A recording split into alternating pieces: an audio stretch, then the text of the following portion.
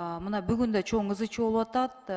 Баласын таштап кеткен дагы бир 20 жашар кызыбыз болуп атат да. Ошол боюнча өткөн чакырылышта эле мен өкмөткө кайрылып сурандым элем, бейби боксторду киргизбейлиби десем, бул деген биздин институт Семейге туура эмес болуп калат, анан абдан каражат көп кетет экен деп атат. Бирок мындай учурда башка суроо туулуп атат да. Кыргызстандын жалпы Кыргызстандын бир жаранын жашоосунун мындай баркы барбы? Анан канчага эсептейбиз ошону? Сколько стоит жизнь одного кыргызстанца деп суроо берсем, сиз кандай жооп берет элеңиз? Мына мусоркада болду, бүгүн да таштап кетиптир, азыр суук, өлүп калсачы?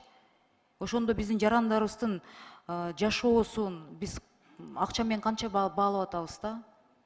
Бүгүнкү күндөгү биздин жалпы жана улуттук статистика комитетинен министрлик экономика жана коммерция министрлигинен алган маалымат боюнча ал 7700 сомдун тегерегинде. Сиз мени түшүнгөн жоксуз. Адамдын өмүрү канча турат? Адамдын өмүрү бааланбайт да акчага.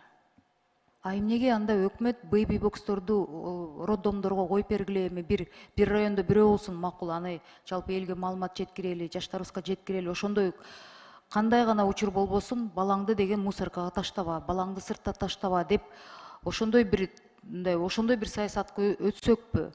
Ал болсо дароо эле ал кече төрөгөн кызды укук органдары билесиз да, биздин эркектерди билесиз, биз патриархалдык өлкөдө жашап атабыз.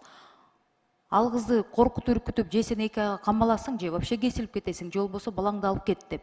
Эртеси күнү ал кыз өзүнө жанын кыйса, ким жооп берет?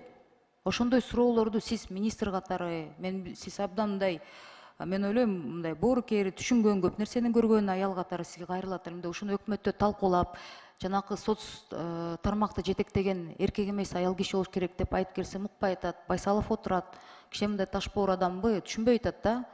Ал өкмөттө ал каражат керек деп айтып атат да. Ошондуктан мен суранат элем да, ушуну каржылоосун карап туруп, питаниеге да акча жок деп атасыңар балдарга, анан ошол бейби бокско жок деп атасыңар. Бирок башка нерселерди биздин комитеттен өтүп атат, ага таап берип атабыз. Ушуну сизден суранат элем да. Көтөрүп, тактап, санап туруп келиңиздерчи. Мен ойлойм 90 депутаттын баары колдоп беришет болуш керек. Буну мен парламенттен да көтөрүп суранам да. Суранычы. Мен да колдойм болсун ушуңузду. Рахмат.